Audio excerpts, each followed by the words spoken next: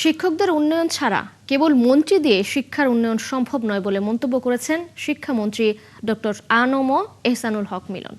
তিনি বলেছেন, শিক্ষা ব্যবস্থাকে গুরুত্ব দিতে হলে সবার আগে শিক্ষকদের গুরুত্ব দিতে হবে। এসএসসি ও সমমান পরীক্ষা উপলক্ষে খুলনা বিভাগের 10 জেলার কেন্দ্র সচিবদের সাথে মতবিনিময় সভায় প্রধান অতিথির বক্তব্যে তিনি এসব কথা বলেন। যশোর শিক্ষা বোর্ডের চেয়ারম্যান প্রফেসর মোসাম্মৎ আসমা খাতুনের সভাপতিত্বে সোমবার যশোর পিটিআই মিলনায়তনে এই সভার আয়োজন করা হয়। মন্ত্রী বলেন, কেবল মন্ত্রী পরিবর্তন করলেই শিক্ষার উন্নয়ন সম্ভব নয়, বরং যারা মানুষ গড়ার কারিগর সেই শিক্ষকদের যথাযথ মূল্যায়ন ও ক্ষমতায়ন প্রয়োজন। তিনি বলেন, বর্তমান সরকার শিক্ষকদের সঙ্গে নিয়ে একটি আধুনিক শিক্ষা ব্যবস্থা গড়তে চায়। সভায় যশোর শিক্ষা বোর্ডের ঊর্ধ্বতন কর্মকর্তা ও খুলনা বিভাগের 10 জেলার সহস্রাধিক শিক্ষক উপস্থিত ছিলেন।